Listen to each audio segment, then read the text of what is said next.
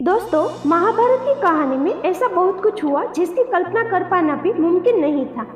इस श्रेणी में द्रौपदी का 5 भाइयों की पत्नी होना मुख्य तौर पर देखा जा सकता है। ईर्ष्या, धन संपत्ति का लालच, मानसिक भटकाव, प्रतिशोध की भावना, घमंड और मानसिक दर्द सभी तत्व इस कहानी में मौजूद है। महाभारत की कहानी की अलग अलग विद्वान अलग अलग तरह से व्याख्या करते हैं। महाभारत से संबंधित कई लोकप्रिय कथाएं भी मिलती है। इसी श्रेणी में एक है जाम्बुल अध्याय, जिसमें द्रौपदी अपने राज का खुलासा करती है। द्रौपदी 5 पांडवों की पत्नी थी, लेकिन वह अपने 5 पतियों को एक समान प्यार नहीं करती थी। वह सबसे ज्यादा अर्जुन से प्रेम करती थी, लेकिन दूसरी तरफ अर्जुन द्रौपदी को वह प्यार नहीं दे पाए क्योंकि वह कृष्ण की बहन सुभद्रा से सबसे ज्यादा प्यार करते थे। एक प्रचलित कथानक के मुताबिक पांडवों के निर्वासन के 12वें वर्ष के दौरान द्रौपदी ने एक पेड़ पर पके हुए जामुनों का गुच्छा लटकते देखा। द्रौपदी ने तुरंत ही उसे तोड़ लिया। जैसे ही द्रौपदी ने ऐसा किया, भगवान कृष्ण वहां पहुंच गए। भगवान श्री कृष्ण ने बताया कि इसी फल से एक साधु अपने 12 साल का उपवास तोड़ने वाले थे। द्रौपदी ने फल तोड़ लिया था, जिससे पांडव साधु के कोप का शिकार हो सकते थे। यह सुनकर पांडवों ने श्री कृष्ण से गुहार लगाई। भगवान श्री कृष्ण ने कहा कि इसके लिए पांडवों को पेड़ के नीचे जाकर केवल सच वचन बोलने होंगे। भगवान कृष्ण ने फल को पेड़ के नीचे रख दिया और कहा कि अब हर किसी को अपने सारे राज खोलने होंगे। अगर हर कोई ऐसा करेगा तो फल ऊपर पेड़ पर वापस लग जाएगा और पांडव साधु के प्रकोप से बच जाएंगे। सबसे पहले श्री कृष्ण ने युधिष्ठिर को बुलाया। युधिष्ठिर ने कहा कि दुनिया में सत्य, ईमानदारी, सहिष्णुता का प्रचार होना चाहिए, जबकि बेईमानी और दुष्टता का सर्वनाश होना चाहिए। युधिष्ठिर ने पांडवों के साथ हुए सभी बुरे घटनाक्रमों के लिए द्रौपदी को जिम्मेदार ठहराया।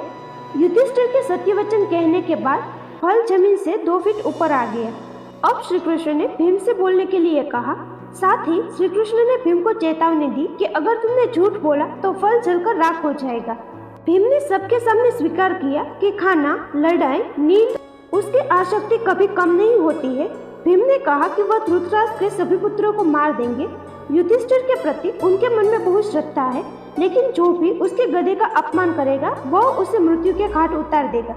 इसके बाद फल 2 फीट और ऊपर चला गया। अब अर्जुन की बारी थी। अर्जुन ने कहा कि प्रतिष्ठा और प्रसिद्धि मेरी जिंदगी से ज्यादा मुझे प्रिय है।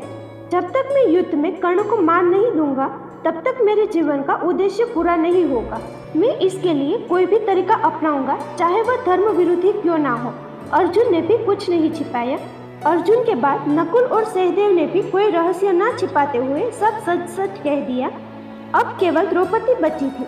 द्रौपदी ने कहा कि मेरे 5 पति मेरी 5 ज्ञानेंद्रियों आँख, कान, नाक, मुंह और शरीर की तरह है।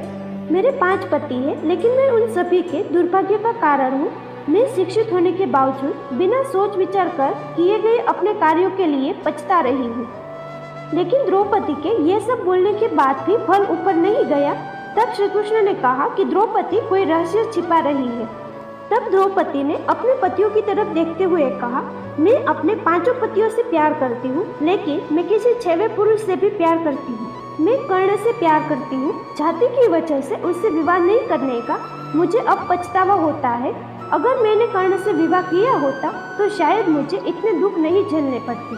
तब शायद मुझे इस तरह के कड़वे अनुभवों से होकर नहीं गुजरना पड़ता। यह सुनकर 5 पांडव हैरान रह गए, लेकिन किसी ने कुछ कहा नहीं। द्रौपदी के सारे रहस्य खोलने के बाद श्री कृष्ण के कहे अनुसार फल वापस पेड़ पर पहुंच गया। इस घटना के बाद से पांडवों को यह एहसास हुआ कि 5 बहादुर पतियों के होने के बावजूद वह अपनी पत्नी की जरूरत के समय रक्षा करने नहीं पहुंचे। जब द्रौपदी को उनकी सबसे ज्यादा जरूरत थी तो वे कभी उसके साथ खड़े नहीं हुए। इस पौराणिक कहानी का एक अर्थ यह भी हो सकता है कि हर किसी के कुछ राज होते हैं जिन्हें वह खुद तक सीमित रखता है। कई बार ये राज अपनों को चोट पहुंचने के डर से छिपा कर रखे जाते हैं।